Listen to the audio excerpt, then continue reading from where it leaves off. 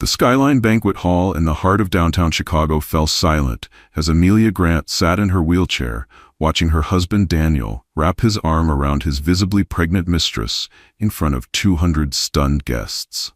"I'd like to introduce you all to Harper," Daniel announced proudly, "not just as our firm's new creative director, but as the mother of my child and the future I've always dreamed of." Cameras flashed as Daniel looked straight at Amelia, his disabled wife of 14 years, with something between pity and detached triumph. "Sometimes," he continued, raising his champagne glass, "life gives us a second chance at happiness." But as tears welled in Amelia's eyes, something unexpected happened. She smiled, and that smile sent a chill through Daniel's spine. Before we dive into the story, let us know where you're watching from. 3 years earlier, Amelia and Daniel Grant were the golden couple of the design world. Their sleek, modern penthouse overlooking Lake Michigan was the ultimate symbol of their success. He, the magnetic negotiator who could close any deal. She, the visionary architect whose work had not only won awards but redefined cityscapes. They balanced each other perfectly, recalled Natalie, one of Amelia's former collaborators. Daniel knew how to pitch Amelia's brilliance, and Amelia knew how to make Daniel's grand promises real. But everything changed one rainy Tuesday in early November. The accident at the Lakefront Heights development should have been impossible. Amelia was obsessive about site safety, Natalie remembered, but somehow the temporary platform gave way. She'd been inspecting the 15th floor of their latest mixed-use project when she fell. "The impact severely damaged her spine," explained Dr. Patel, the neurologist who treated Amelia. "At first, we weren't even sure if she'd survive, let alone walk again." After 3 complex surgeries and grueling rehabilitation, Amelia was eventually able to manage short distances with walking aids, but her day-to-day life was now wheelchair-bound. Her jam-packed schedule of job site walkthroughs, speaking engagements, and design sessions was replaced with physical therapy, specialist checkups, and rehab. And Daniel, the same man who once pledged to love her in sickness and in health, began to slowly but unmistakably pull away. To the outside world, Daniel Grant remained the picture-perfect husband. He hired top-tier doctors, renovated their home with high-end accessibility features, and delivered emotional speeches at industry fundraisers. "My wife has shown strength beyond words," he'd often say, one hand placed protectively on Amelia's shoulder. "Her resilience inspires me every single day." But behind closed doors, another story played out, one of cold silences, skipped dinners, and mounting resentment. The Lawson Foundation's annual gala was in full swing. Crystal chandeliers cast a warm, golden light over Chicago's most powerful. Amelia Grant sat near the edge of the grand hall, her wheelchair tucked behind a towering floral centerpiece at one of the less visible tables. From her vantage point, she could watch her husband Daniel effortlessly work the room. At 44, he was still undeniably handsome, his salt and pepper hair and expertly tailored tucks giving him the air of refined success. He moved through groups with practiced ease, each handshake and chuckle sealing business deals worth millions. "He really knows how to command attention," commented an older woman seated beside Amelia. "Your husband has the city council president wrapped around his finger." Amelia offered a polite smile. Daniel's always been good with people. What she didn't say was how she'd started noticing the widening gap between them, not just the physical space across the ballroom, but the emotional distance that had deepened since her injury. They had met 16 years ago at Columbia's prestigious architecture program. Amelia Lynn, the driven student from a family of civil engineers, and Daniel Grant, the smooth-talking scholarship kid with oversized ambition. He asked me to critique his final presentation. Amelia had once told her twin brother Aaron. It was a disaster, looked amazing, but wouldn't have passed basic wind load requirements. Instead of being insulted, Daniel laughed and invited her to dinner. "Teach me," he'd said. "I want to learn from the best." Their connection grew fast. Daniel's charm balanced Amelia's seriousness. Her meticulous approach sharpened his big-picture thinking. By graduation, they were a team in every way, founding Grant plus Lynn's sustainable design with nothing but student debt and relentless drive. Their early work was humble, remodeling a bistro in Wicker Park, an eco-friendly pediatric clinic in Lincoln Square. But their reputation blossomed. Amelia's forward-thinking designs emphasized sustainability and inclusive access long before it was trendy.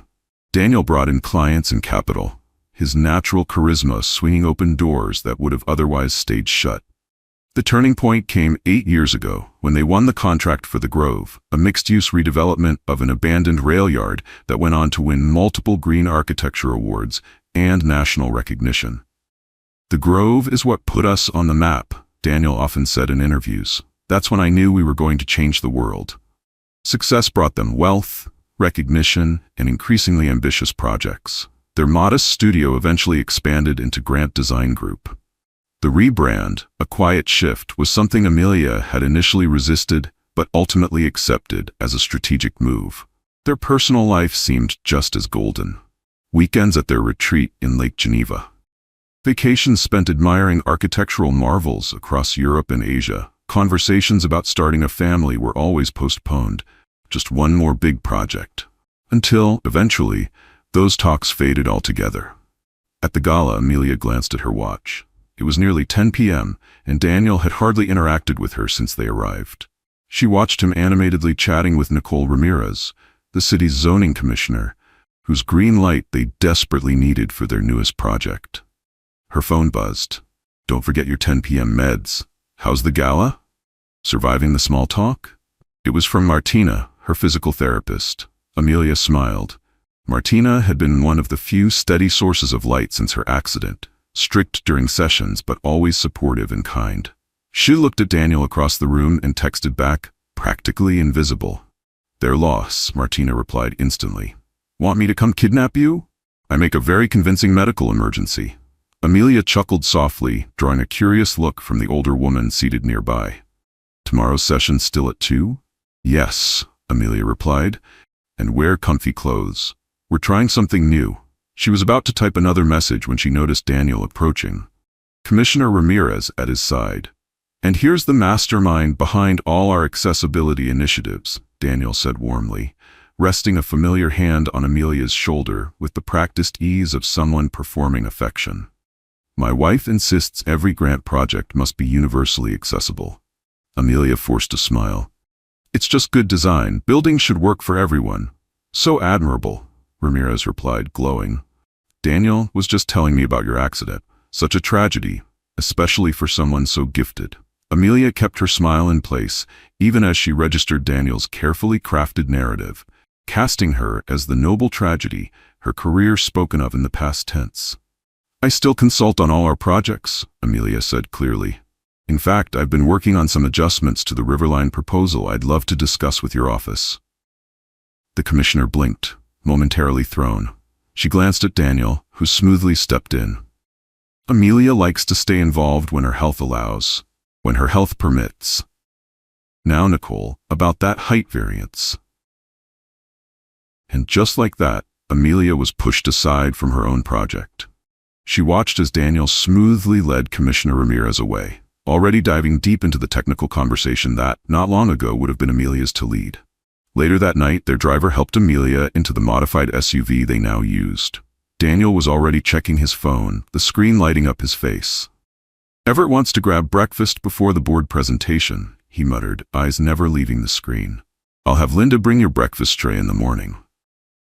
"I could come to the presentation," Amelia offered. "It is our company." Daniel's smile was tight. "It's just quarterly financials, dull as dirt. Better for you to rest up for your therapy session." At home, their expansive smart home mansion, once a showcase of innovative architecture, had been fully updated with ramps and elevators after Amelia's fall. But what had once felt like a triumph of design now felt more like a sophisticated prison. Daniel guided her into the elevator with calm, practiced hands. He was helpful, efficient, but emotionally distant. In the bedroom, he placed her nightgown on the bed and set her medication neatly on the side table, while she wheeled herself into the adjoining accessible bathroom. Facing the mirror, Amelia took in the changes 3 years had carved into her reflection. Still striking at 41, but thinner. Dark circles permanently settled under her eyes. Her once toned frame, changed by injury and the inactivity that followed, felt foreign now. When she emerged, Daniel was already in bed, scrolling on his phone. Martindale confirmed the investment, he said without looking up. $30 million for the Fulton Square development. That's great, Amelia replied, voice soft, as she maneuvered from the chair onto the bed with mild effort. Daniel didn't move to help her, something that would have stunned her a few years ago, but now just felt normal. I'll be heading to Denver next weekend to finalize the details, he added. Only 2 nights. Amelia nodded, silently registering another business trip added to his growing list. The Denver team could just fly here, she suggested gently. Or I could come. I haven't traveled in forever. Daniel finally glanced at her, his expression blending impatience with mild condescension. Amelia, be realistic. With your condition, traveling's complicated. The team needs my full attention. The words stung, but Amelia had grown used to these quiet rejections. Of course, she murmured. Makes sense. Daniel reached over and gave her hand a light pat, a gesture that landed more like a formality than affection. That's my practical girl. Now take your medication. Know how you struggle to sleep without it. Amelia obediently swallowed the pills Daniel handed her, silently wondering when she had become someone who accepted these small indignities without protest. As Daniel turned off his bedside light and rolled onto his side, Amelia lay awake, staring at the ceiling. Their bedroom, like their marriage, had been redesigned in the aftermath of her accident. Her hospital-grade adjustable bed, positioned for accessibility, now stood beside Daniel's luxury mattress, separated by a discreet but undeniable gap. The next morning, Amelia woke to find herself alone in the house. Daniel had already left for his early meeting with Everett. A handwritten note was propped against the coffee maker. Breakfast is in the fridge. Linda arrives at 10. Don't forget your meds. Amelia crumpled the note, irritated by the patronizing tone. She brewed her own coffee, stronger than the bland blend Linda typically made, and wheeled herself into Daniel's private home office. Since the accident, she had been slowly edged out of daily operations at Grant Design Group.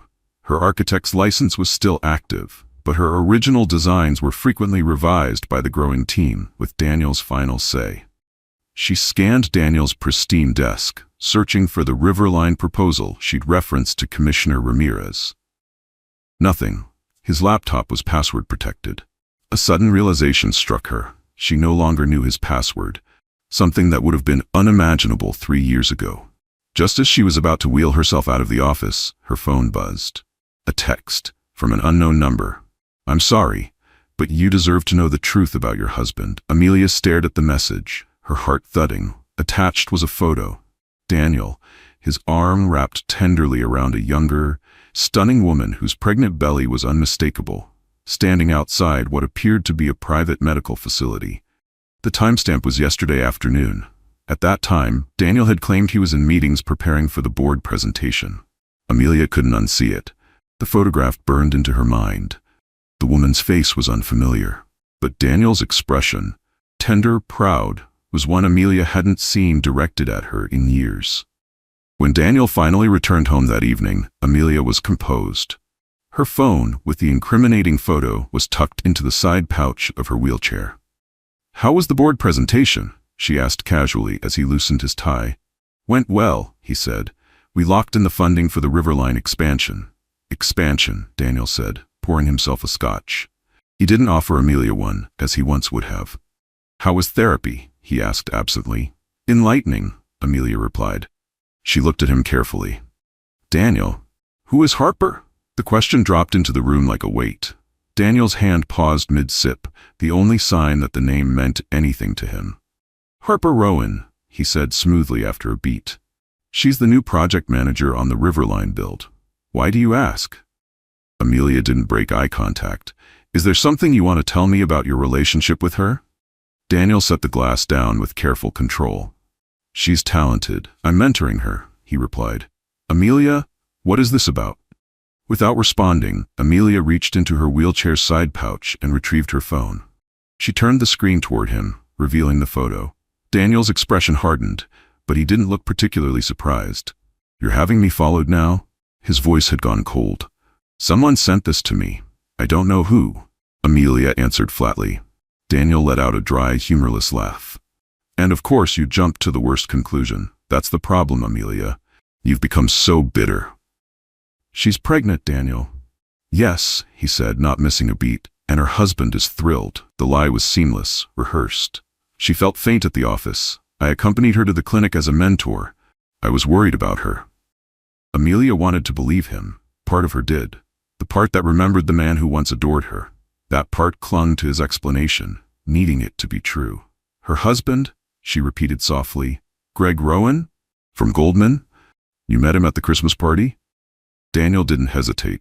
Exactly. Is that really what you think of me, Amelia? That I'd be carrying on with a married, pregnant woman? Put that way, it did sound ridiculous. Amelia felt herself wavering. The person who sent this, she began. Daniel cut her off, suddenly more alert. Sounds like someone trying to cause problems, probably jealous of what we've built. Anonymous tips? Not worth your energy. Amelia admitted she didn't know who it was. Daniel nodded knowingly. There you go. Focus on things that matter. I need to review some contracts before dinner. As he left the room, Amelia sat motionless, unsettled by the too-perfect explanation and by how familiar this confusion felt. That slippery sensation of wondering if she was the one imagining things. It had become more frequent since her accident. But this time, something felt different. That night, long after Daniel had fallen asleep beside her, Amelia lay awake, mentally retracing every small inconsistency in his behavior from the past several months. The next morning, she made a decision. If Daniel was telling the truth, then there was nothing to worry about. But if he wasn't... Linda? Amelia called out to their housekeeper. I'd like to do a bit of online shopping this afternoon. Could you help set up my laptop in Daniel's office? The lighting's better in there. Once alone in Daniel's office, Amelia moved quickly. She retrieved the small wireless camera she had ordered weeks ago under the pretense of home security and discreetly tucked it between the books on the shelf behind his desk. Then she began to search. Most of the desk drawers contained mundane paperwork, contracts, invoices, expense reports. But in the back of the lowest drawer, she found a small metal key, one she didn't recognize. She slipped it into the pocket of her sweater and kept looking until Linda's voice called her to lunch. Over the next week, Amelia established a new daily rhythm. While Daniel was at the office or out at meetings, she reviewed the footage captured by the hidden camera, searching for any red flags. Most evenings, Daniel spent a couple of hours in his study, taking calls, reviewing files. Nothing stood out at first, but then came Tuesday. Daniel entered his office at his usual hour, but this time, he locked the door. A rare move. Amelia watched the live feed from her tablet, observing his manner. He made a call, his voice too low to pick up, but his expression was unmistakably affectionate. A private smile lingered. After the call, Daniel opened the drawer Amelia had searched. Using the very same key she'd found, he retrieved a small black notebook. He jotted down notes, flipped through a few pages, then locked it back up. The next day, with Daniel away at a construction site, Amelia took her opportunity. She used the key. Inside the locked drawer was the same black ledger. What she found made her breath catch. It wasn't part of their shared financial system. The book recorded transactions, large ones, wired to unnamed offshore accounts in the Cayman Islands. Hundreds of thousands of dollars. But that wasn't all. In the margins were handwritten notes. Apt deposit, car, medical, Harper. Amelia's stomach turned. She photographed every single page, then returned the notebook and relocked the drawer, leaving no trace. That afternoon she made a call.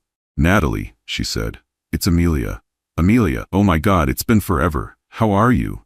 Managing, Amelia replied. I need to ask you something, in confidence. Of course. Do you know anything about a project manager named Harper Rowan? A pause. Harper? Young, gorgeous, always dressed like she walked off a runway? Around 30? That sounds right, Amelia murmured. She's been with Grant Design about a year now. Real rising star. At Grant Design for about a year now. Rising star, Natalie admitted. Then she hesitated. Amelia, there's been talk. Daniel seems unusually invested in her career. Lots of late meetings, private lunches. The office gossip mill lights up every time they're seen together. She sighed. I didn't want to bring it up without something concrete. Not after everything you've already gone through. Amelia's suspicions hardened into certainty. Thank you for being honest. One more thing, she added. Is Harper married to someone named Greg Rowan? Natalie let out a soft laugh. Harper? No, she's definitely single. Actually makes a point of letting everyone know. That confirmed what Amelia had already started to piece together. After the call ended, a strange calm settled over her. The pain of knowing was sharp, but the validation that she wasn't paranoid or imagining it was a strange comfort. That evening, Amelia observed Daniel more carefully than usual. The way he checked his phone each time it buzzed, the faint smile that lingered as he read certain messages. After dinner, he casually mentioned another trip. 3 days in Portland next week, for the McKinley project, he said. How interesting, Amelia replied, keeping her tone neutral. I thought the McKinley presentation wasn't until next month. Daniel barely paused. They bumped up the schedule. You know how developers are, impatient. But Amelia had seen an email that same morning on his laptop. It clearly confirmed the original date had not changed. After Daniel retreated to his office, Amelia wheeled herself quietly to the guest bedroom and opened her laptop. It was time to be methodical. She started a secure file and began listing everything she now knew for certain. Daniel had lied about Harper's marital status. He was transferring large amounts of money to secret accounts. Some of that money appeared to be supporting Harper. He had lied about his travel plans. She didn't have the full picture yet, but her instincts screamed that this was only the beginning.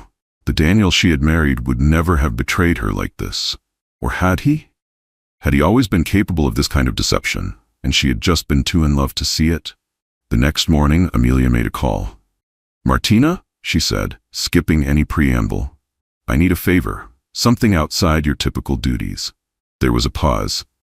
I'm intrigued, Martina replied, and slightly concerned. Amelia hesitated, then chose to be fully honest. I need you to help me follow my husband. I think he's having an affair. Silence. Then, firmly, I'll pick you up at 7. Wear something dark. That night, Martina drove them to an upscale restaurant on the north side in her modest Honda, parking just far enough away to give them a clear view of the entrance. Sure enough, at 8:15 p.m., Daniel arrived, not in his usual Tesla, but in an Uber. 10 minutes later, a sleek black Mercedes pulled up, and Harper stepped out, her pregnancy now undeniable, even beneath a tailored wool coat. Amelia raised her binoculars and watched as Daniel greeted her, not with a handshake or polite hug, but with a slow kiss. His hand lingered on her pregnant belly, full of unmistakable pride. I've seen enough, Amelia said quietly. Martina gently squeezed her hand. What now? Now, Amelia replied, I find out just how deep this goes. Over the next 2 weeks, Amelia worked methodically, piecing together a case with quiet precision. She located credit card statements showing purchases of expensive jewelry from Tiffany's, items she'd never seen. She found travel reservations for a weekend stay at a luxury resort in Napa, booked during Daniel's supposed Portland trip. Most damningly, she uncovered property documents. A luxury penthouse purchased in Daniel's name alone, unlisted among their joint assets.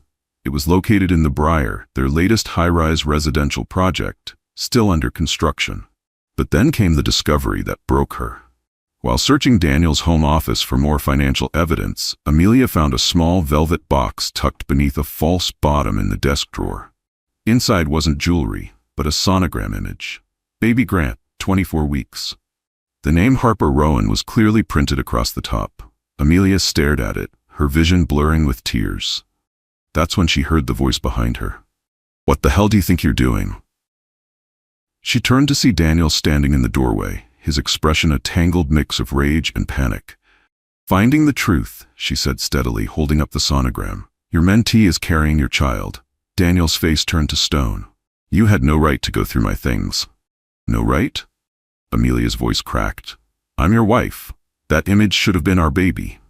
This, Daniel snapped, is exactly why I didn't tell you. Look at yourself. Emotional, irrational. You're not stable enough to handle the truth. Not stable? Amelia echoed, stunned. You're having an affair. You're funneling money offshore. You're buying hidden property. And I'm the unstable one? Daniel stepped closer, his voice dropping into something darker. Calm, controlled. Amelia, you haven't been well since the accident. The doctors warned me. Psychological side effects from your trauma, paranoia, delusions, persecution fantasies. Don't you dare, Amelia whispered, her voice trembling with fury. Don't you dare try to weaponize my mental health. But Daniel wasn't done. His tone shifted into something almost tender. So rehearsed it felt clinical. It was almost believable. "I've been worried about you for months," Daniel said softly. "These conspiracy theories, the hidden cameras." "Yes, I found it," he added, noticing the flicker of shock on Amelia's face. "Amelia, you need help." "What I need," she replied calmly, "is a divorce lawyer." Something shifted in Daniel's expression. Not heartbreak, not remorse, calculation. "If that's what you think is best," he said slowly. "But I should warn you, any judge is going to consider your mental state when dividing assets, especially given how unpredictable you've been since the accident." The threat was subtle, but razor sharp. "Challenge me, and I'll make you look unstable." Daniel's tone softened again, returning to that faux concern that had begun to feel like a weapon. "I've truly been worried for months. The paranoia, the secret cameras, it's not like you." Amelia said nothing. "Yes, I found it," he repeated. "And yes, I've been documenting your behavior. You need help." "What I need is to be free of your lies," she said. And again that same flash in his eyes. Cold, strategic. This wasn't a man grappling with guilt. This was someone already 3 moves ahead. After Daniel left the room, Amelia sat in her wheelchair, trembling, the sonogram still clutched in her lap. She had expected confrontation, maybe even some twisted relief on his part, now that his secret was out. But this was something darker. That night, she passed by Daniel's office and heard him on the phone. The door wasn't fully shut. "She found the sonogram," he was saying quietly. "No, don't worry. I've been documenting her erratic behavior for months. My lawyer says we have options." He paused, then added, "Yes, a psychological evaluation would be the first step, of course. I'll make sure you and the baby are taken care of." Amelia backed away from the door, wheeling silently down the hall to her bedroom, a numb chill settling over her. Daniel wasn't just planning to leave her. He was laying the groundwork to have her declared mentally incompetent. The implications were horrifying. Control over her medical decisions, her finances, her freedom. For the first time since she'd uncovered Daniel's betrayal, Amelia felt something deeper than anger or sorrow. She felt fear. This wasn't just infidelity anymore. This was a battle for survival. The next morning, Amelia woke with clarity and a decision. If Daniel wanted war, she couldn't meet him with raw emotion. That would only serve his narrative, that she was unstable, irrational. She had to be smarter, strategic. She started with the medications. For months she had accepted, without question, the pills Daniel handed her every morning and night. A blend of painkillers, muscle relaxants, and sleep aids prescribed by various doctors. "Martina," she said during their next session, "can you look at something for me?" She handed over a small tray lined with pill bottles from her bathroom cabinet. Martina examined them, one by one. Her brow furrowed the deeper she looked. "How long have you been on this exact combination?" she asked. "About 8 months, Amelia replied. "Why?" Martina pointed at 2 bottles. "This muscle relaxant? At this dosage, it would leave anyone groggy and foggy. And this one? This isn't even usually prescribed for spinal trauma anymore. It's been linked to memory issues and disorientation in long-term use." A cold knot formed in Amelia's stomach. "Daniel handles my medication schedule," she admitted quietly. "He says it's too complicated for me to keep track of while I'm on them." Martina's jaw clenched. "I think it's time you see a different neurologist, someone you choose." Dr. Sarah Winters, the neurologist Martina recommended, reviewed Amelia's medical records with a slow-growing look of concern.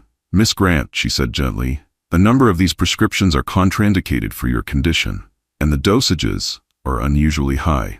She paused, then asked, "Who's been managing your prescription plan?"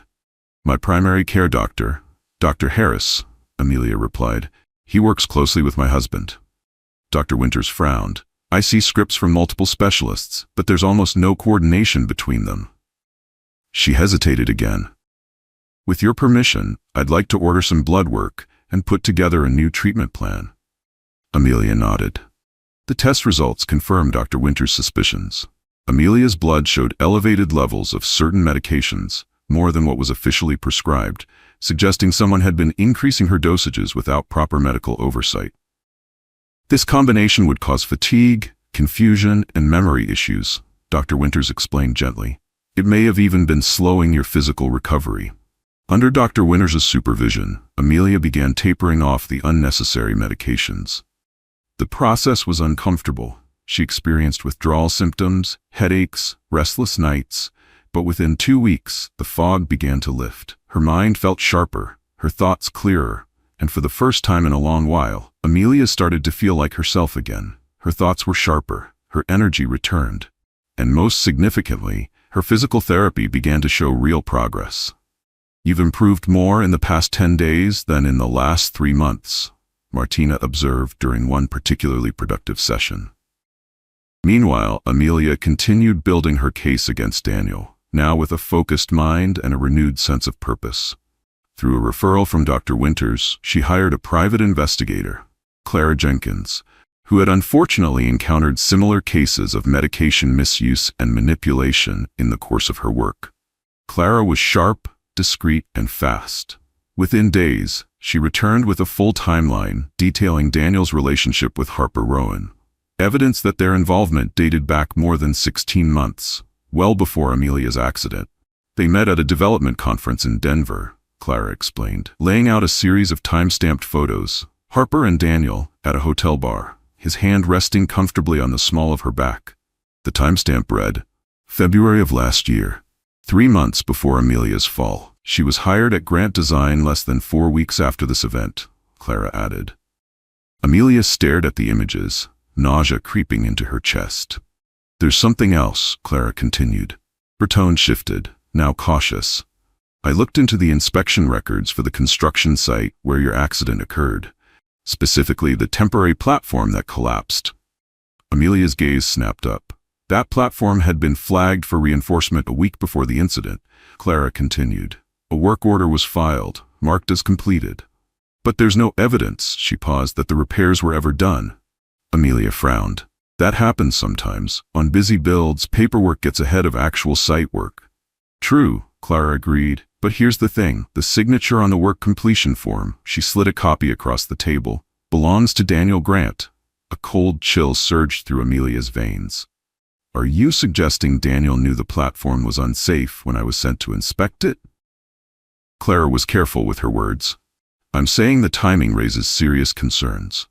Your fall occurred just 3 weeks after Ms. Rowan was hired, the same site where Daniel personally signed off as safe despite flagged structural warnings. It was a possibility almost too horrific to consider. Amelia had always believed her fall was a tragic accident, bad luck in a dangerous industry. But now? She reviewed Clara's evidence again. The patterns were too clear to ignore. After the fall, Daniel had taken command of every part of her recovery. He chose the doctors, managed her prescriptions, gradually cut her off from her professional circle and longtime friends. It's too much for you right now, he would say. Looking back, those words no longer felt protective. They felt controlling. Focus on your recovery, Daniel would say any time Amelia mentioned visiting the office or attending industry events. Amelia reached out to Natalie again, this time with more pointed questions, particularly about her attempted return to work 6 months after the accident.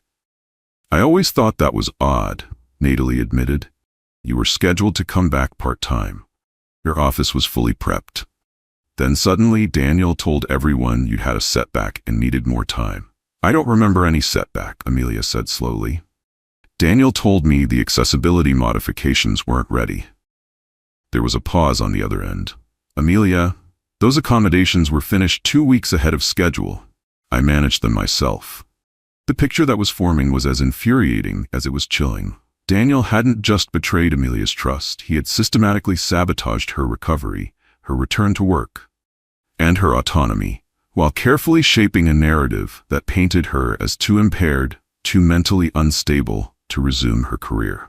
With Martina's help, Amelia connected with a rehabilitation specialist who developed a rigorous private therapy program, one conducted far from Daniel's watchful eye. 3 times a week, while Daniel believed she was attending art therapy sessions, he had personally suggested, supposedly supervised by a licensed therapist, actually Martina's cousin, Amelia was undergoing intensive strength and mobility training. Progress was slow, but real. As the unnecessary medications finally left her system, Amelia found herself able to stand for longer periods. She began taking short walks, using only a cane for support. These were milestones Daniel had told her were impossible, given her condition. "He never came to your appointments, did he?" Amelia asked Martina one day. "The ones where they supposedly told him your prognosis was poor?" Martina shook her head. "I've reviewed your full medical file. Multiple specialists noted that with aggressive therapy, you had real potential for recovery." Daniel canceled or postponed almost all of those sessions. Now fully aware of the extent of the deception, Amelia contacted Rafael Dominguez, an attorney specializing in elder abuse and financial exploitation. "You know I'm not elderly," Amelia said cautiously during their initial meeting. "Doesn't matter," Rafael replied. "Most of the legal protections for vulnerable adults apply to disabled individuals being exploited by caregivers or spouses. What you've described is classic medical gaslighting and financial coercion. The manipulation of your prescriptions alone could carry criminal liability." "I have to move carefully," Amelia said. "Daniel has resources, connections. He's been keeping records to paint me as unstable." Rafael nodded, his expression hardening. "Then we build a case stronger than his. Document everything and prepare for the right moment," Rafael said firmly. "But most importantly, we ensure your physical safety." That had become a real concern. As Amelia reduced her medication and regained mental clarity, Daniel's behavior grew more controlling, subtly, but unmistakably. He installed a home security system that sent him real-time alerts whenever exterior doors opened. He began checking her pill bottles regularly, monitoring her dosage compliance, forcing Amelia to create elaborate systems of deception just to maintain her independence. But it didn't stop there. Through Clara's continued investigation, Amelia learned something that sent a fresh wave of dread through her. Daniel had recently consulted with an attorney specializing in conservatorships, the legal process used to assign control over mentally incapacitated adults. "He's laying the legal groundwork to take control of your finances, medical decisions, everything," Rafael warned, grim-faced. "We need to accelerate our timeline." Amelia nodded. "Yes, but we do it thoroughly. I want everything out, not just the affair. I want to expose the financial manipulation, the medical abuse, and possibly his role in my accident." That final thread began to unravel when Clara tracked down Marcus Jones, a former security guard who had worked at the Riverline construction site the day Amelia fell. He'd been hesitant to talk, but eventually agreed to meet with Amelia and Rafael at the law office. "I wasn't even supposed to be there that day," Marcus said nervously. "I switched shifts with another guard. That's why he came to me afterward." "He?" Amelia asked. "Your husband," Marcus said. "2 days after the accident, he asked me to delete certain footage from the security feed." Marcus shifted in his seat, unable to meet Amelia's eyes. "He said it showed you in a private moment, crying, upset, that he wanted to protect your dignity." Marcus exhaled. "He offered me $5,000 in cash." "Did you delete it?" Rafael asked. Marcus nodded slowly. "Yeah, but I'm not completely stupid. I kept a copy. Insurance, you know? Never thought I'd need it." The old flash drive Marcus handed over contained grainy footage, but what it revealed was devastating. The first clip, timestamped 6:42 a.m., nearly 3 hours before Amelia's scheduled walkthrough, showed Daniel on site, alone, standing near the temporary platform. He examined the structure for several moments. Then came the second clip, also from that morning. Daniel speaking with the site foreman, gesturing toward the platform and slipping him an envelope. The foreman nodded, pocketed it, and walked away. No repairs were made. Amelia stared at the screen in horrified silence. It wasn't definitive, but it was enough. The footage wasn't just damning. It was proof that Daniel had knowingly allowed Amelia to inspect an unsafe platform, that he had seen the danger and done nothing. "This crosses into potential criminal territory," Rafael said quietly. "Negligence at minimum, attempted manslaughter at worst." Amelia surprisingly felt calm as the final puzzle pieces clicked into place. "We need multiple copies of everything," she said firmly.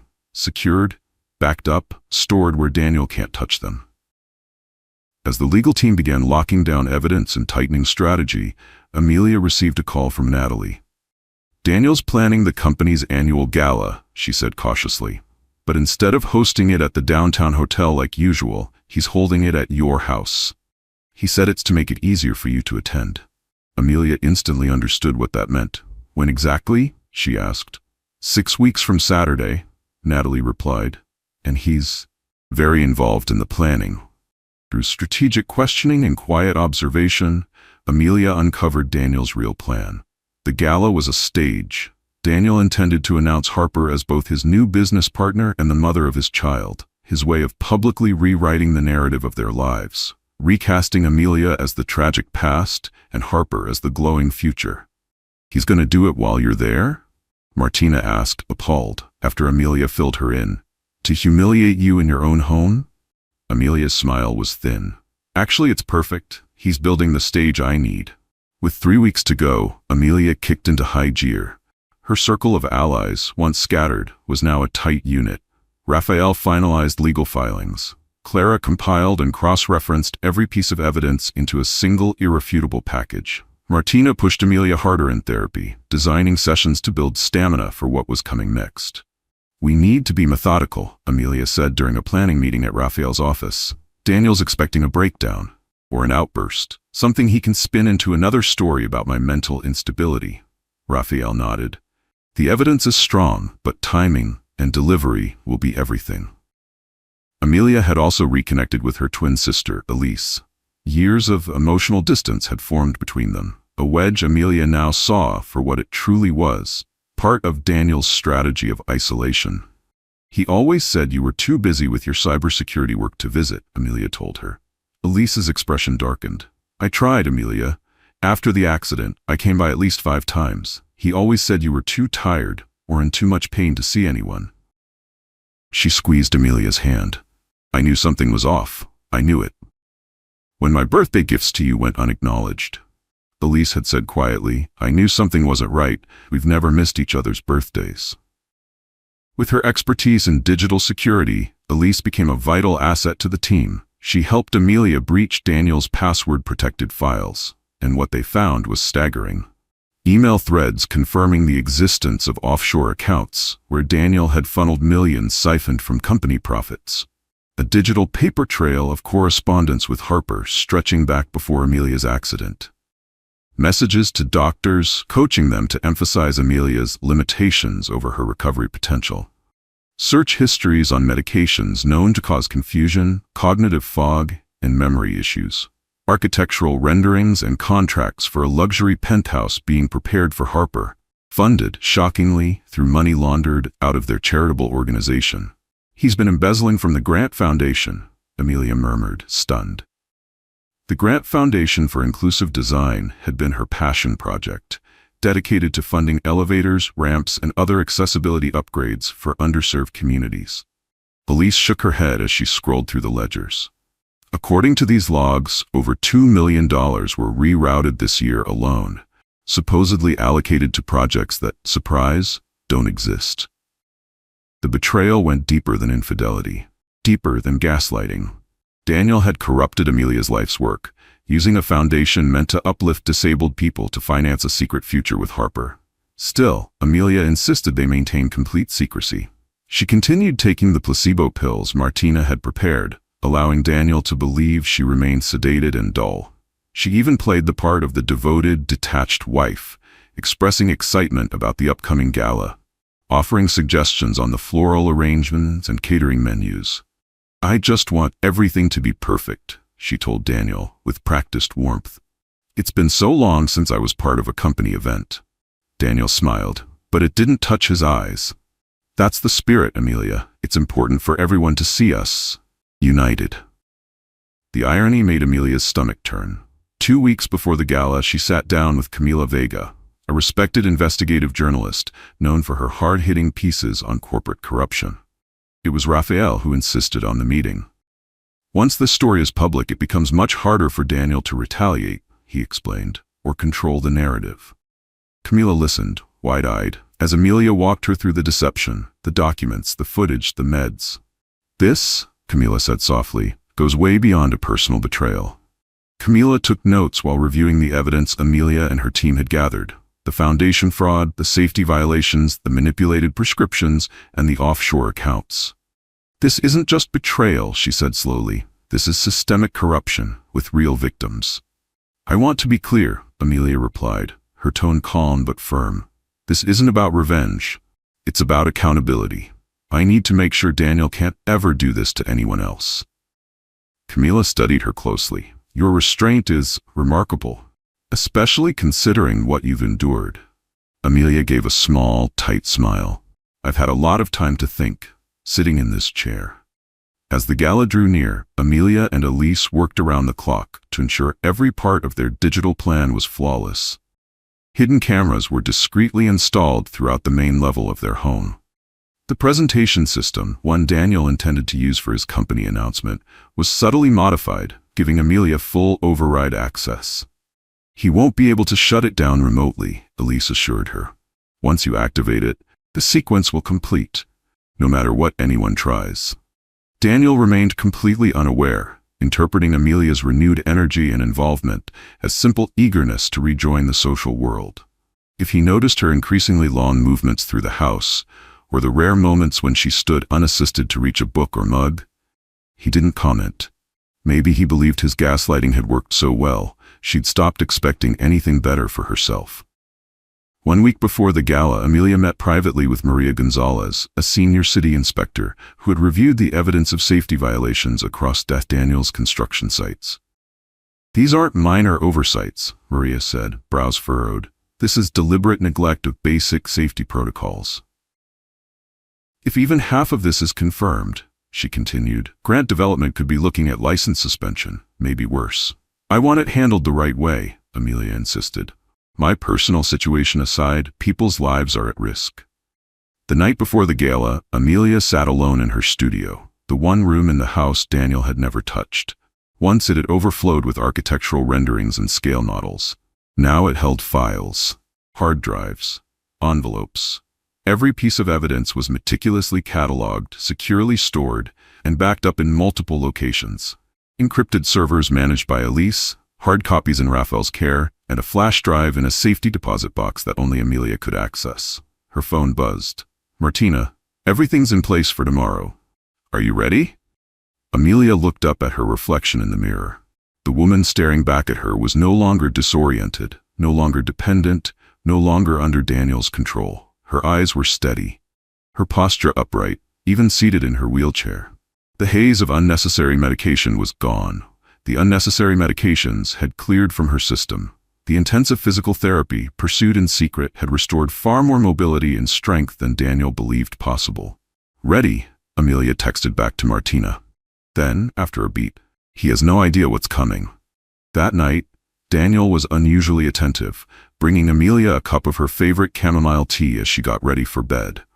"Big day tomorrow," he said with a smile that didn't quite reach his eyes. "Looking forward to seeing everyone?" Amelia accepted the cup, noticing the faint bitterness she now recognized instantly.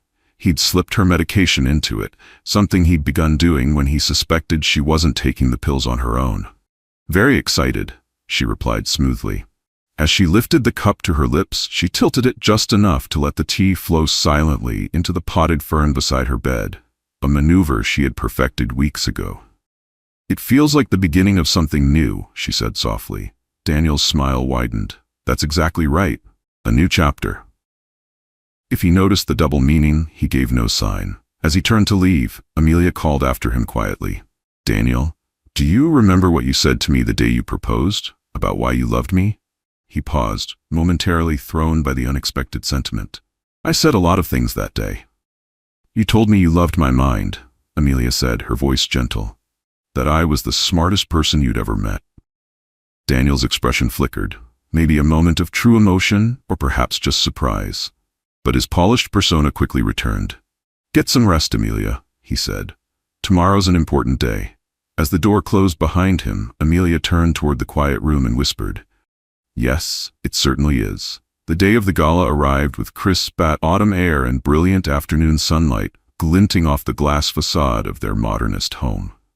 Professional decorators had transformed the ground floor into a stunning venue, elegant floral installations, ambient lighting, and a small stage where Daniel would deliver his company's big announcement. Amelia prepared slowly and deliberately that morning. She chose a midnight blue gown, the same one she had worn to a high-profile charity event 3 years earlier, the last major appearance before her fall. Daniel had always said it was his favorite. He raised a brow when she asked Linda for help getting into it.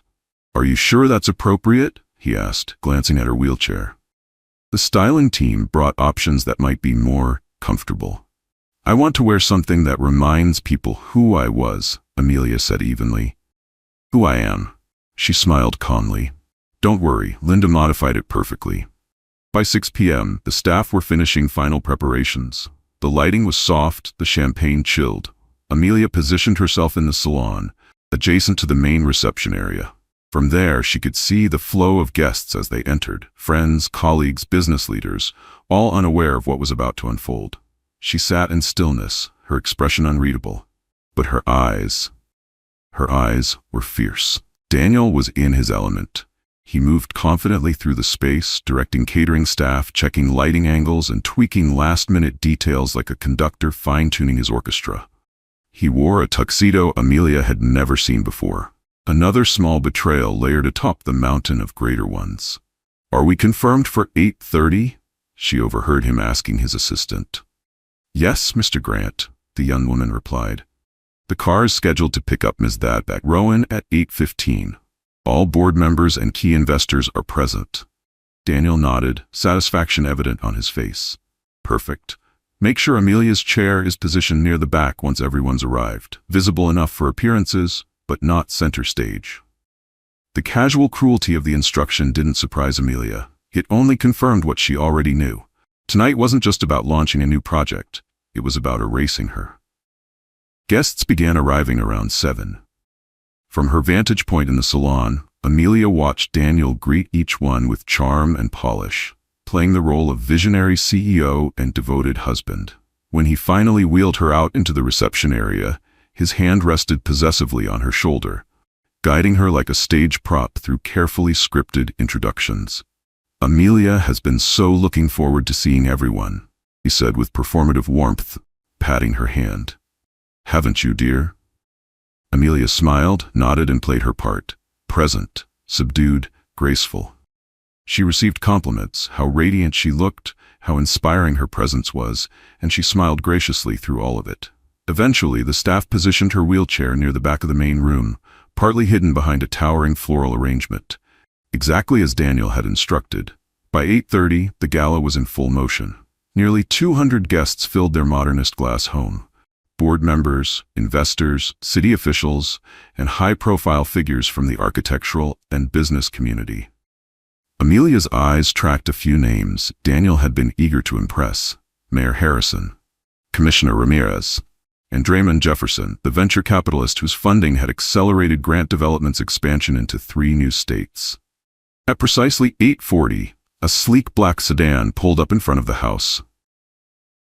Amelia watched through the tinted window as Daniel stepped outside to greet Harper personally. She was resplendent in a form-fitting gold gown that emphasized her pregnancy. Daniel kissed her cheek with practiced intimacy, his hand resting on the small of her back as he led her inside. The noise in the room softened noticeably as they entered. Heads turned. Conversations stalled. Guests took in the unfamiliar woman and the familiar way Daniel introduced her, connecting names, timelines, and now consequences. Amelia noticed the quick, darting glances in her direction. People were piecing it together. At exactly 9, Daniel stepped onto the small stage at the front of the room. He clinked his glass, drawing attention. The lights subtly dimmed. A projection screen flickered on behind him, displaying the Grant Development logo in bold, crisp lettering. "Friends, colleagues, esteemed partners," Daniel began, his voice full of charm and command. "Thank you for joining us this evening, in our home, for what I believe will be a defining moment for our company's future." Amelia remained still in the shadows, but inside, every part of her was wide awake. "A special evening," Daniel said, his eyes scanning the crowd, "in our home." Amelia noted his deliberate choice of words, "our home," maintaining the illusion of unity, right up to the moment he planned to dismantle it publicly. Grant Development, he continued, has always been built on vision, on seeing opportunity where others see obstacles. The screen behind him shifted to renderings of an ambitious new project, the horizon, a sleek, mixed-use development featuring soaring glass towers, expansive green spaces, and smart infrastructure. "This is our future," Daniel declared, his tone full of practiced enthusiasm. "A future that embraces innovation, sustainability, and new leadership." He extended his arm toward Harper, gesturing for her to join him on stage. "It is my honor to introduce Harper Rowan, who joins Grant Development as our new creative director, and my partner in bringing the horizon to life." Applause rippled through the room, but Amelia noticed how forced it sounded. How many guests shifted uncomfortably, their eyes flicking between Daniel, Harper, and the wheelchair in the corner of the room. Daniel slipped his arm around Harper's waist, his smile stretching wider as she joined him. "Harper brings a fresh perspective and a design sensibility that's reshaping how we build," he said proudly. "Her vision for accessible, sustainable communities aligns perfectly with Grant Development's new direction." The irony was almost dizzying. Daniel using Amelia's lifelong advocacy for accessibility as a shiny tagline to launch his affair partner into the spotlight. "But tonight," Daniel said, lowering his voice into the soft, intimate tone Amelia knew too well, "is about more than business." A murmur rolled through the audience, a ripple of discomfort as the emotional pivot signaled what was coming. "It's about honesty and new beginnings." The room quieted. Daniel turned toward Amelia, making direct eye contact with her for the first time that night. "Life has a way of surprising us," he said. "Sometimes it brings challenges that change our course forever." Amelia sat motionless, composed, her expression unreadable. "3 years ago, Amelia and I faced something unimaginable," Daniel continued, his face carefully arranged into the perfect mask of heartfelt compassion.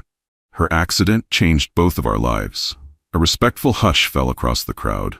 "She has shown extraordinary resilience, grace in the face of difficulty. What it means to adapt." Polite nods and murmured appreciation followed. Expected platitudes, the kind of socially safe applause reserved for public strength.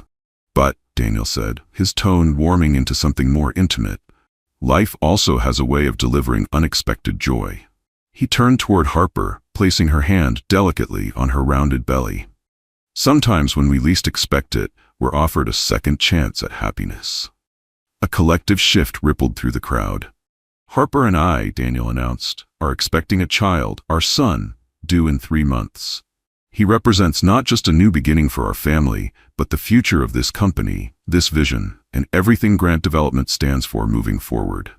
Amelia sat still, surrounded by soft floral arrangements positioned deliberately behind the crowd out of focus. But her silence was not surrender. It was the silence before the storm. "I've always dreamed of." The applause faltered. Conversations broke out in hushed tones.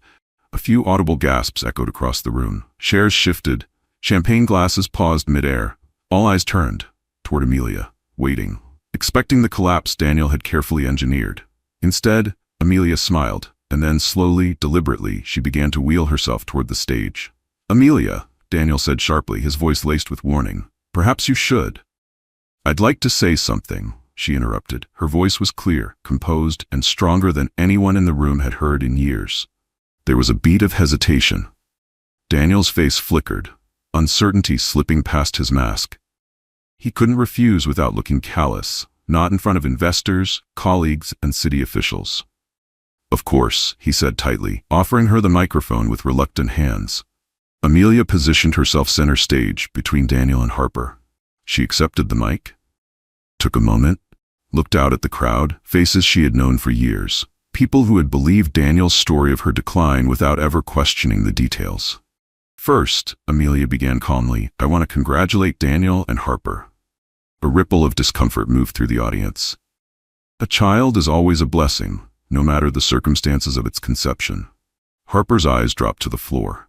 Her cheeks flushed.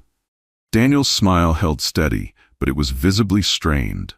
"I've known about their relationship for quite some time," Amelia continued, her voice unwavering. Murmurs spread like static through the crowd. "Just as I've known about the penthouse Daniel purchased for them in the Briar, using funds diverted from the Grant Foundation for Inclusive Design." Daniel stepped forward abruptly, hand reaching for the microphone. "Amelia, you're upset. Let's not." "I'm not upset, Daniel," she said, coolly pulling the mic away. "I'm finally clear-headed." She turned to face the audience fully now. Clear-headed, she repeated, because I've spent the last 2 months weaning myself off the unnecessary medications Daniel has been giving me, medications that kept me weak, confused, and dependent. The room went utterly still. You see, Daniel didn't just betray me with an affair, Amelia said, her voice firm and crisp. He systematically sabotaged my recovery from the very beginning. She pressed a hidden button in her lap.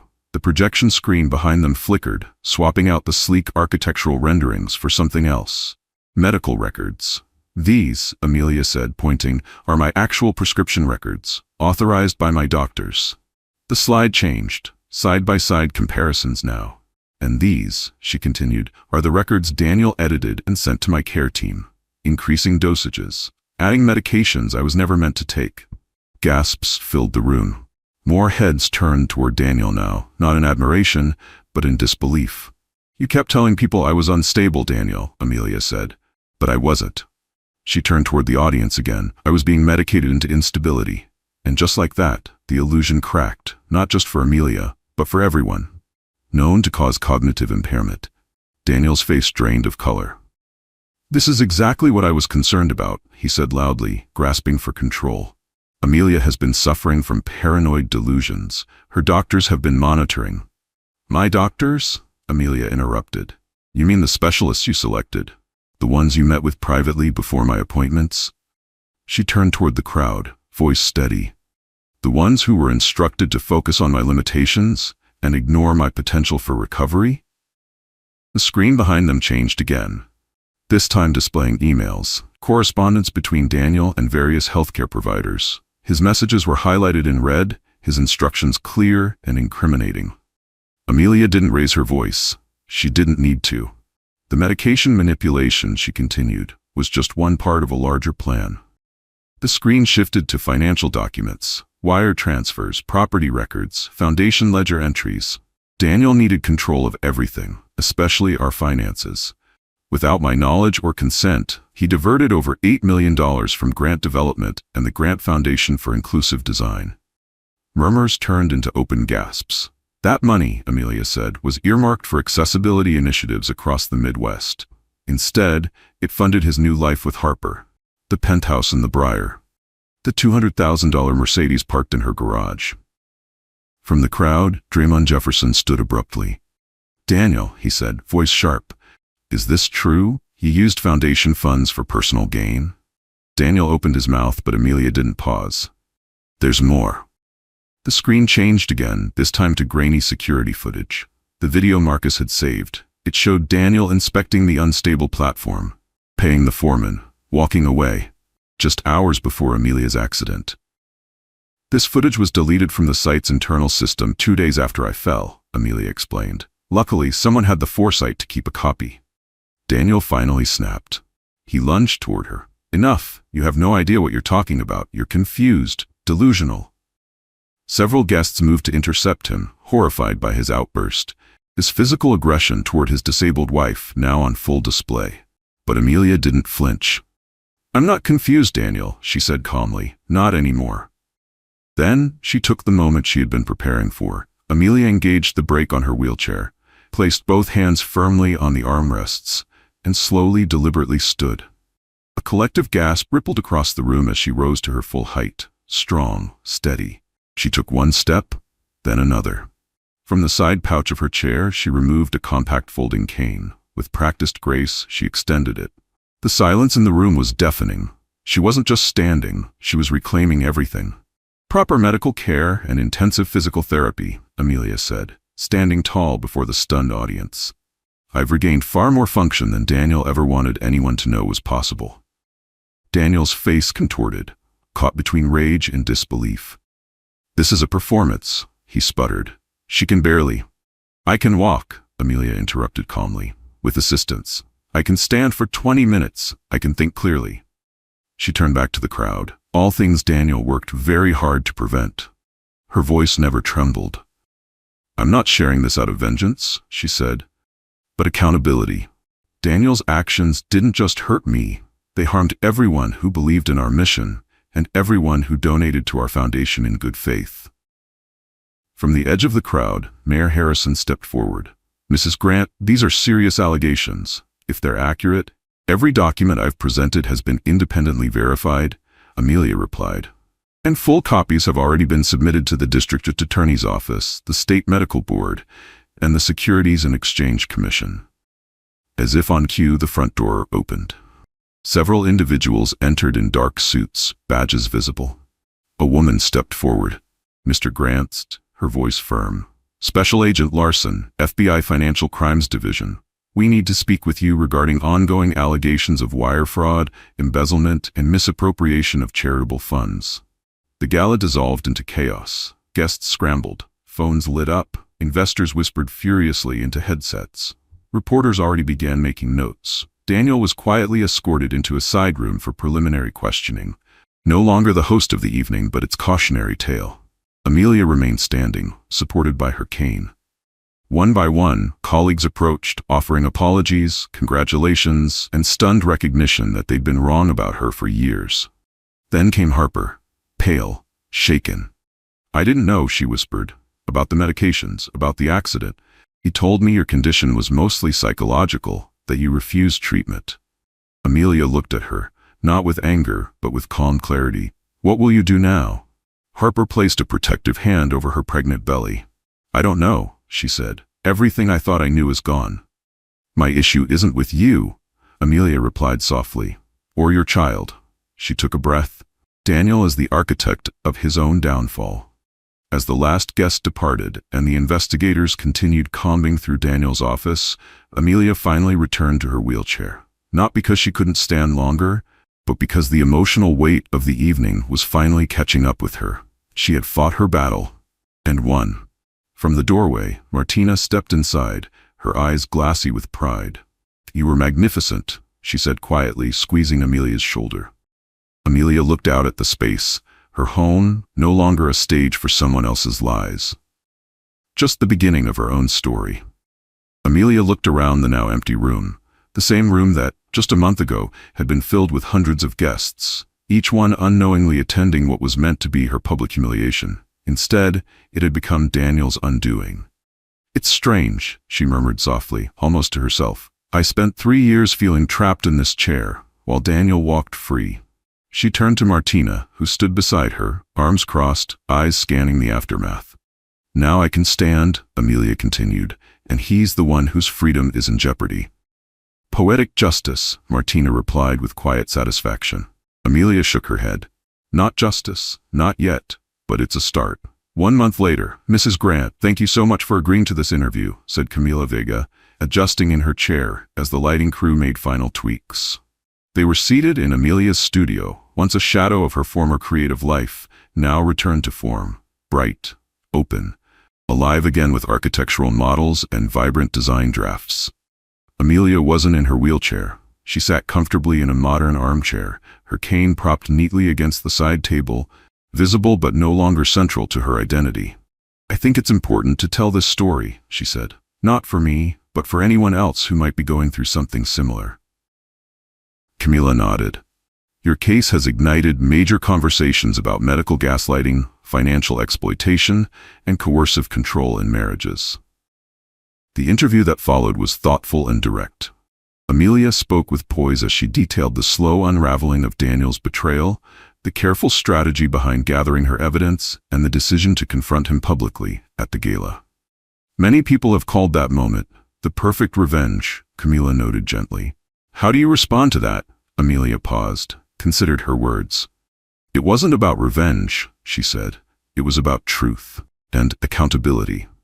Daniel didn't just betray me. He violated his professional duties. He endangered workers with construction safety negligence. He stole from a foundation that was meant to help disabled communities. Camila nodded again but pressed carefully. And yet, the personal betrayal, it was profound. Yes, Amelia admitted. Discovering that your spouse manipulated your medication and medical care to keep you vulnerable? That's a violation I wouldn't wish on anyone. She inhaled slowly. But when we focus only on the personal pain, we risk missing the bigger picture. This wasn't just a failed marriage. It was a systemic abuse of trust, power, and resources. The interview covered everything: the ongoing legal proceedings, The federal charges against Daniel for wire fraud, embezzlement, and misuse of charitable funds, and the district attorney's continued investigation into whether criminal charges could be filed related to Amelia's accident, now re-examined through an entirely new lens. Amelia's story was no longer just hers. It had become a voice for others. Daniel maintains his innocence regarding your fall, Camila noted. He claims the security footage simply shows a routine site inspection and a legitimate payment to the foreman. Amelia nodded. The evidence isn't conclusive on that point, she admitted. But the pattern afterward, the way he took control of my medical care, isolated me from colleagues, manipulated my medication, that speaks volumes. After the camera crew packed up and the lights were shut off, Camila stayed behind for tea, curious about Amelia's next chapter. The foundation has been completely restructured, Amelia explained as they sat in her studio. We've appointed a new board, added independent financial oversight, and implemented strict transparency protocols. Every dollar committed to accessibility will actually go to accessibility. And grant development? Camila asked. Amelia smiled. Renamed, she said. It's now the Chen Design Group. We're honoring existing contracts, but the focus has shifted. No more luxury towers. We're returning to our core, sustainable, inclusive architecture. Across town, Daniel sat in his attorney's office, sifting through the fallout, criminal charges, civil lawsuits for medical manipulation and financial fraud. The SEC investigation had frozen most of his assets. Former partners had cut ties overnight. The plea deal is your best option, his attorney said bluntly. The financial evidence is overwhelming. Daniel said nothing. The penthouse once intended for Harper had already been repossessed, now reassigned to the foundation as transitional housing for injured workers. His reputation? Destroyed. Colleagues refused to take his calls. Even his parents had expressed disappointment. Their last message had been short. We raised you better than this. After watching Camila's nationally aired exposé, Harper severed all ties. Once she learned the full extent of Daniel's deception, she began cooperating with investigators, earning full immunity in exchange for her testimony. She had moved back to Oregon, determined to raise her son quietly, far from the scandal Daniel had engineered. Amelia, meanwhile, kept moving forward. She wasn't just rebuilding her life, she was redefining her impact. With Martina's continued support, her physical progress accelerated. She still used her wheelchair for longer days, but she could now walk with her cane for extended periods. Her medical team remained hopeful. The human body is incredibly resilient when it's given real support, Dr. Winters told her during a follow-up, and so is the human spirit, evidently. 3 months later. The first major project unveiled by the Chen Design Group under Amelia's renewed leadership opened to wide industry acclaim. The Phoenix Center, a community hub and wellness space located in the city's historically underserved South End, blended beautiful, sustainable design with full-spectrum accessibility. Named for the mythic symbol of rebirth, it was a fitting metaphor. One not just for a building, but for the woman who had risen from the wreckage of deception and reclaimed her story on her own terms. The deliberate symbolism was impossible to miss. The Phoenix Center wasn't just a rehabilitation facility. It was a space specifically designed for patients recovering from spinal injuries and other mobility-limiting conditions. This building is about dignity, Amelia said at the press conference, standing before a sea of reporters and flashing cameras. Every detail, from the therapeutic gardens to the adaptable living spaces, was designed to support recovery without defining someone by their limitations. Martina stood proudly beside her at the podium. Now serving as the Phoenix Center's Director of Rehabilitation, she and Amelia had transformed their bond into a powerful professional partnership, one built on trust, vision, and lived experience. The project had been largely funded by assets reclaimed from Daniel's fraudulent ventures, a fact Amelia found deeply satisfying. What he had once intended for deceit and indulgence now served as a lifeline for people in need of healing, hope, and independence. Amelia had also rekindled her relationship with Elise, who had relocated back to San Francisco to be closer. The twin sisters were making up for lost time, sharing weekly dinners, redesigning spaces together, and repairing the emotional distance Daniel had carefully manufactured. He always had something come up when I planned a visit, Elise said one evening over pasta and laughter. I can't believe I didn't see it, Amelia replied. Elise squeezed her hand. Manipulation works because it feels reasonable. He didn't cut me off, he just scheduled over me. One excuse at a time. With Elise's support, Amelia had begun writing a book, a brutally honest memoir, documenting her journey from denial to awareness, her unraveling of Daniel's control, and the slow, difficult climb back to herself. It's the small concessions that are most dangerous, one draft read. Each one makes the next easier to accept, until one day, you're living someone else's version of your life. 6 months later, Daniel's legal proceedings came to a close with a plea agreement. It included significant prison time, full financial restitution, and the permanent surrender of his architectural and development licenses. The evidence against him was overwhelming. Fraud, embezzlement, wire transfers. Prosecutors couldn't conclusively prove Daniel had orchestrated Amelia's fall, but the court of public opinion had already delivered its verdict. At his sentencing hearing, Amelia delivered a victim impact statement that was published by Architectural Digest, Forbes, and republished across major media outlets. Daniel Grant didn't just betray me, she said that day. He betrayed the public's trust, the spirit of innovation, and the mission of building inclusive spaces. He used power to isolate, gaslight, and silence, but silence is a choice I no longer make. As Amelia stepped down from the courtroom podium, supported by her cane and surrounded by her team, the silence that once defined her life had been replaced. By voice, by purpose, by a future designed on her terms. Wife, Amelia said clearly during her victim impact statement. He didn't just betray me, he betrayed his profession's ethical standards, his company's mission, and the trust of every person who believed in our commitment to building spaces that empower, not limit, human potential. She paused before concluding with words that would be quoted far and wide in the days that followed. I hope that, during his incarceration, Mr. Grant finds time to reflect on the difference between success and significance, between building a fortune and building a legacy worthy of respect. Outside the courtroom, reporters pressed for a statement.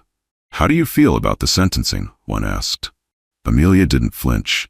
Justice isn't about vengeance, she replied. It's about accountability and restoration. She gestured toward the press kit her team had distributed. The funds Daniel misappropriated have been recovered and reinvested into the Grant Foundation. They'll fund accessibility projects for years. That matters far more than the length of his sentence. 1 year later, the Lincoln Center buzzed with anticipation as Amelia made her way to the stage. She moved slowly, but independently, her cane tapping lightly against the polished floor. The standing ovation that greeted her wasn't just for her innovative, accessible housing development. It was for her resilience, her return, her reclamation. Architecture, Amelia began, has always been about solving problems. She paused, about recognizing constraints and finding beauty within them, not despite them. In the front row, Martina and Elise beamed. Beside them sat Natalie, Diana, and other colleagues who had rebuilt Chen Design Group from the ruins of Daniel's deception. My experience, Amelia continued, deepened my understanding of how profoundly our physical environments shape our sense of capability and independence. She looked out across the room. Good design doesn't just accommodate disability. It embraces the full spectrum of human ability, and it creates spaces where everyone can thrive. The project being honored that night was built on the very site where Daniel had once planned his luxury tower. Now, the land housed a beautiful, inclusive community, with a training center for disabled architects and designers, dedicated to empowering those with lived experience. And tonight, Amelia said, her voice clear, I'm proud to announce the Amelia Grant Scholarship for Inclusive Design, to ensure our field continues to benefit from diverse perspectives, including those who navigate the world differently. Weeks later, Amelia visited Daniel in prison. Not for reconciliation, for closure. He had requested the meeting several times, and finally, on her own terms, she had agreed. He looked older, smaller. The once charismatic man was faded in his prison uniform, the lines on his face deeper, the carefully managed appearance replaced by weary resignation. Thank you for coming, he said. Amelia sat across from him. She didn't smile, didn't hate. She just looked at him for what he was. A man who had lost everything trying to control someone else's life. And she had reclaimed hers, completely. He looked across the table in the sterile visiting room. "I wasn't sure you'd come," Daniel said. "Neither was I," Amelia replied. An uneasy silence stretched between them, the kind that held years of pain in its pauses. "I've had a lot of time to think," Daniel finally said. "About what I did, to you, to us."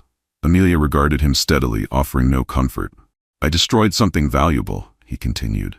"Not just our marriage, but the partnership, the vision we built." She nodded slowly, but said nothing. Then came the question she had never stopped asking herself. "Why?" she asked. "Why did you do it? Was I not enough after the accident?" Daniel's face twisted, genuinely, finally pained. "It wasn't about you not being enough," he said quietly. "It was about me not being enough." He took a shaky breath. "When you were injured, everyone saw me as the heroic husband. It gave me identity, admiration. But secretly?" "You resented it," Amelia finished for him. He nodded. "Yes, and once I started down that path with Harper, it just became easier to lie. The meds, they gave me control when I felt like I was losing it." His honesty, while far too late, was at least truthful. Amelia stood to leave. Daniel's eyes widened slightly as he watched her walk, unassisted. "You look well," he said. "The therapy must be working." "It is," she said simply, "though it would have worked better years ago without your interference." As she turned to go, he asked the question she had anticipated. "Can you ever forgive me?" Amelia paused, considered. "Forgiveness," she said slowly, "isn't something you're owed, Daniel. It's something I might one day grant, to myself, to stop carrying the weight of what you did." She walked out of that prison lighter, not because of reconciliation, but because she had faced him. On her terms.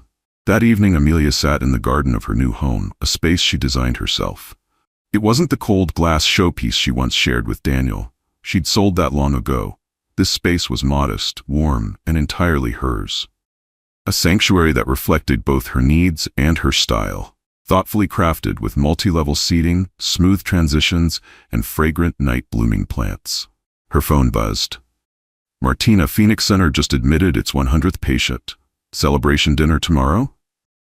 Amelia smiled. So much had changed in a year. What Daniel had meant as her public undoing had instead become the catalyst for her rebirth and his downfall. She still used her wheelchair when pain or fatigue required it, but it no longer defined her.